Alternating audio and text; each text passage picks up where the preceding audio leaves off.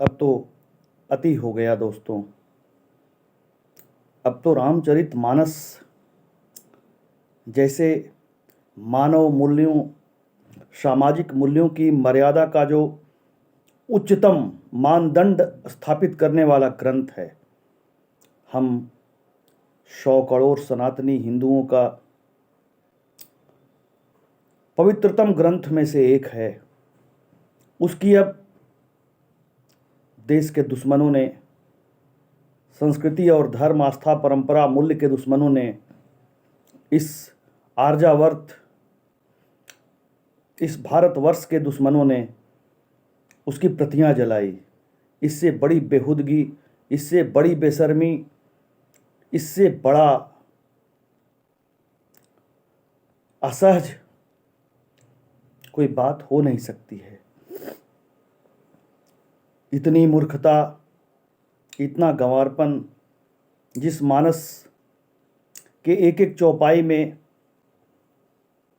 वेद की ऋचाएं नृत्य करती है, जो वेदों का, उपनिषदों का सबसे सरलतम अनुवाद है, हिंदी में ही नहीं अवधी में, जिनको चौपाई और दोहे का पता नहीं, जिस संत कवि गोस्वामी तुलसीदास ने अपनी रचना में सबरी के जूठे बेर भगवान राम को खिलाने का जिक्र किया और भगवान राम ने उसको सहर्ष स्वीकार किया, जिस गोस्वामी तुलसीदास ने भगवान राम को पूर्ण ब्रह्म कहा, शांतम शाश्वतम अप्रमेय अनघम निर्वाण शांति प्रदम ब्रह्मा शंभु फनिंद्र शिव मनिषम वेदांत वेद्यम विभु, उस भगवान राम ने सबरी के जूठे बेर खाए।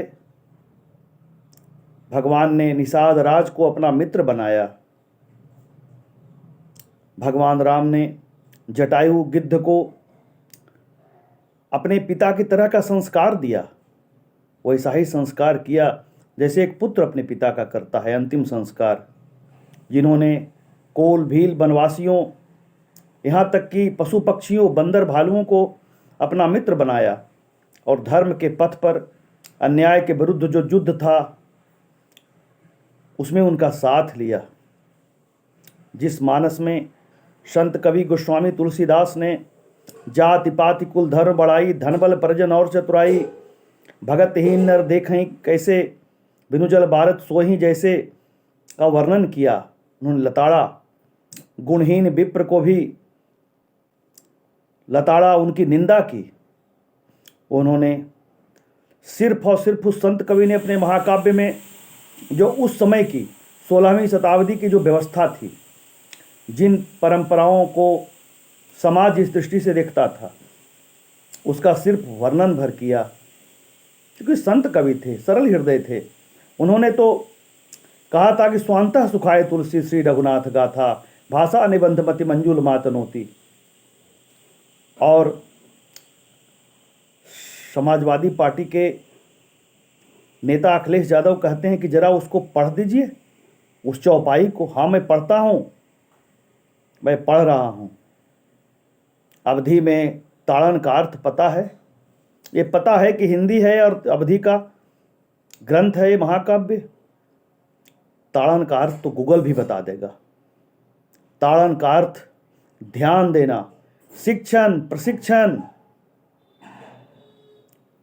ढोल गंवार शूद्र पशु नारी सकल ताड़ना, ये प्रशिक्षण, ये ध्यान देना, ज्ञान देना, समझ देना हिंदी नहीं है। अनपढ़ जैसे नेताओं, ये हिंदी नहीं है। तुम्हारी आध्यात्मिक समझ पहले बच्चे की तरह भी नहीं है अभी। तुम क्या जानो उस महान तम मूल्यों को स्थापित करने वाले गोस्वामी तुलसीदास को? तुम क्या जानो शास्त्र की मर्यादा को? तुम तो किसी चीज की मर्यादा नहीं जानते। चुनाव में जीतने के लिए तो सब कुछ सारा कुकृत्य करने को तैयार हो जाते हैं लोग। ये अब असहज है। जिसको जिस ग्रंथ में रुचि नहीं है, जिस ग्रंथ के प्रति आस्था नहीं है, वो उस ग्रंथ को ना पढ़े। लेकिन करोड़ों करोड़ लोगों के हृदयों को उनके मन मस्तिष्क को झिझोड़ कर रख देना, असहज कष्ट देना, जानबूझकर उनका अपमान करना, और वो भी उस राज में जहां एक नाथ संप्रदाय का महान योगी बैठा है, जिस परंपरा में गुरु गोरक्षनाथ और गुरु मत्स्येंद्रनाथ हुए हैं।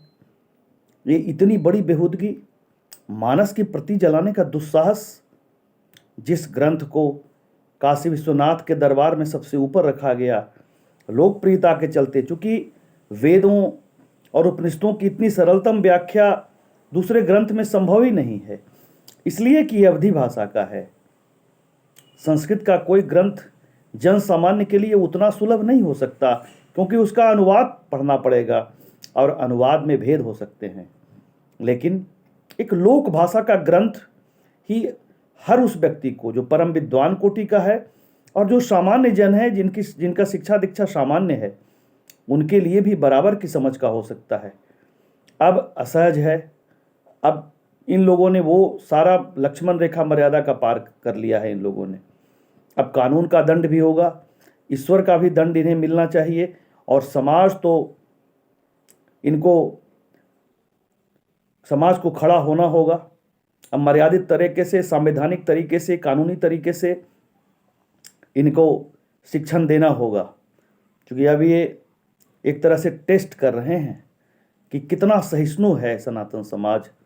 सनातन समाज की सहिष्णुता की परीक्षा ले रहे हैं ये लोग।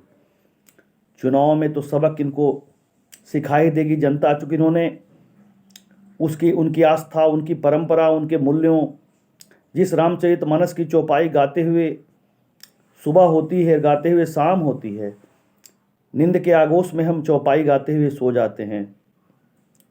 सपने हो ही भिखारी दृप, रंक नाकपति होय, जागहि लाभ नहानि कछु, तिमि प्रपंच जिय जोय। क्या एक एक चौपाइयाँ एक तरह से जीवन का दर्शन, एक सोए हुए व्यक्ति को जगा देने वाली है चौपाइयाँ। जो पूर्ण रूप से सोया हुआ है वो पूर्ण रूप से जाग जाएगा।